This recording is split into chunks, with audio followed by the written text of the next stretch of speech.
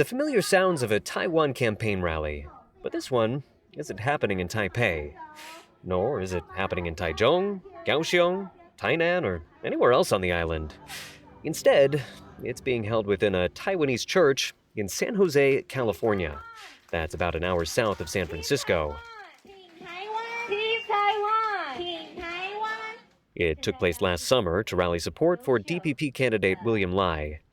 It might seem like a long way to go, but there's actually a lot of votes to be found overseas. In the U.S. alone, it's estimated that people of Taiwanese descent number in the hundreds of thousands. Many of them are eligible to vote, but even those who aren't are finding their own ways to get involved in the upcoming presidential election.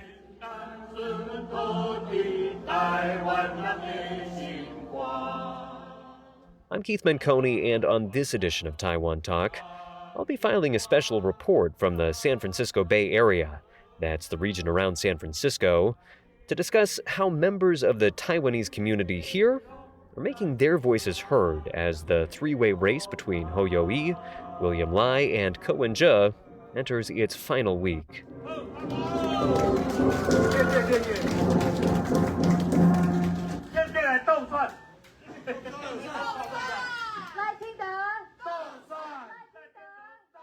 Taiwan does not allow absentee voting, so that means that right now, all over the world, overseas Taiwanese citizens are taking the long flight back to their home country to cast their ballot in person.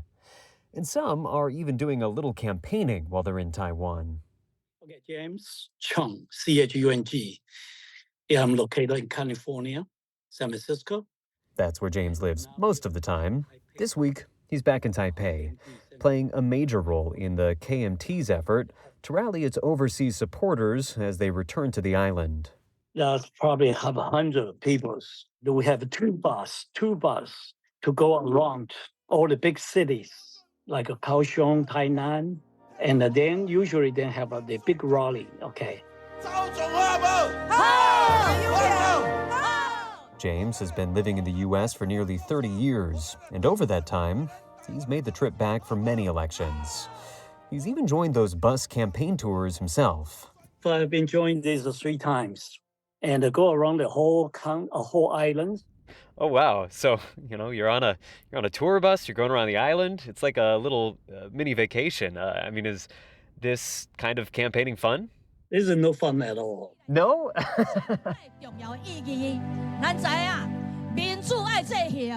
He says there's just a lot of rallies to go to. They can go late, and sometimes the conditions can get rough. There's a gusting wind and also pouring shower, okay? And we still, had to sitting there for the whole event.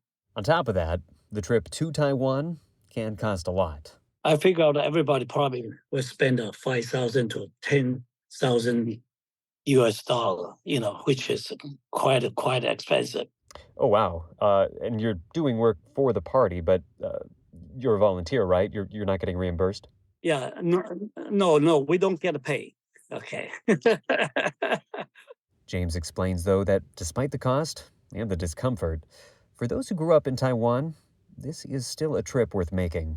We're concerned about our homeland, and we're also concerned about the people living here. That's why the motive is that. It's very simple.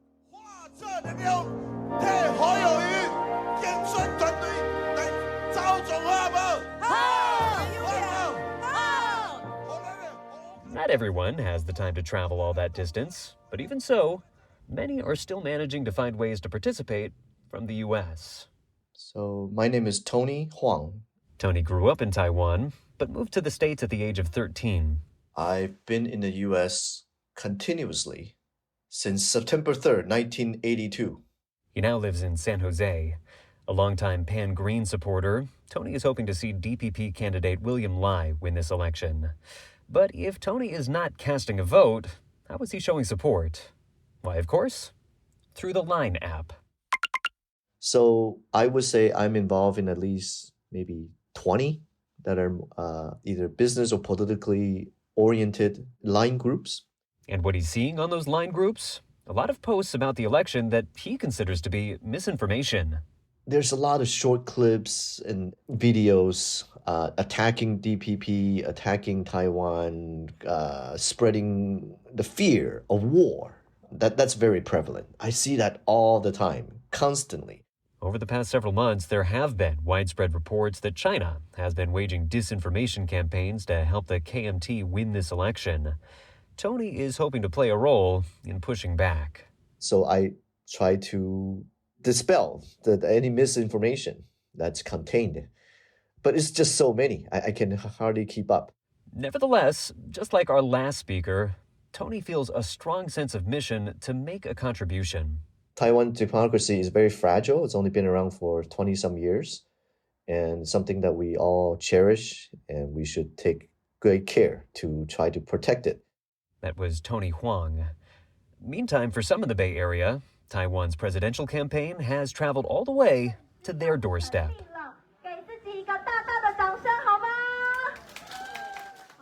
That's more sound from the DPP campaign rally in San Jose that we heard at the top of our show. One of the people who helped organize it actually isn't a Taiwanese citizen at all. Instead, she's a second-generation immigrant born and raised here in the U.S. I was born in 1996, the year of the first presidential election. Leona Chen. So it's been really powerful to think about growing up alongside this democracy, being raised by the same generation of parents and grandparents who brought that into being after martial law, and then coming into consciousness at the same time. For Leona, Taiwan's long struggle for democracy has become a source of inspiration as she herself has grown more politically aware. As I was thinking about police brutality in Ferguson, I was linking that to the police brutality that started 228 and martial law in Taiwan. Referencing there the massive protests in Ferguson, Missouri that took place a decade ago.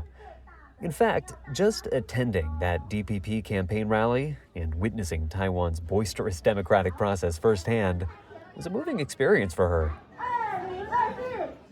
Well, I have had my entire life in a democracy. That's not true for my parents and grandparents, and for them, being able to attend activities like that is relatively new and very hard won.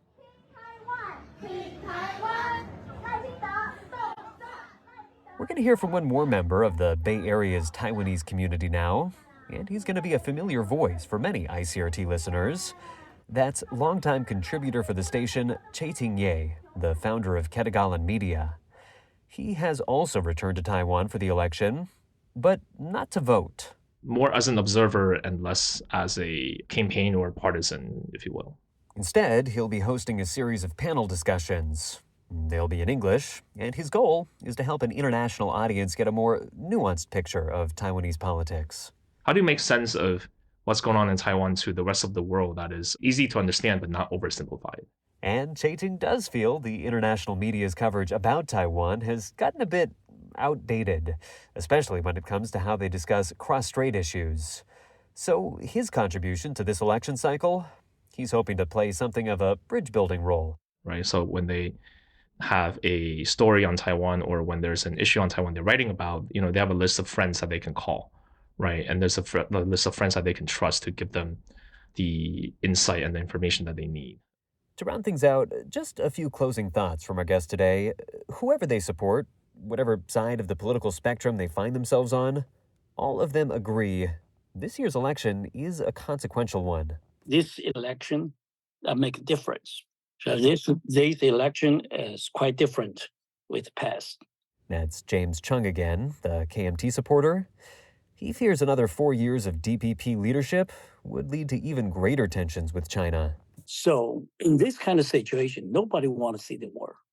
The only way we can stop that is the KMT have a very unique direction to make the peaceful for the two sides.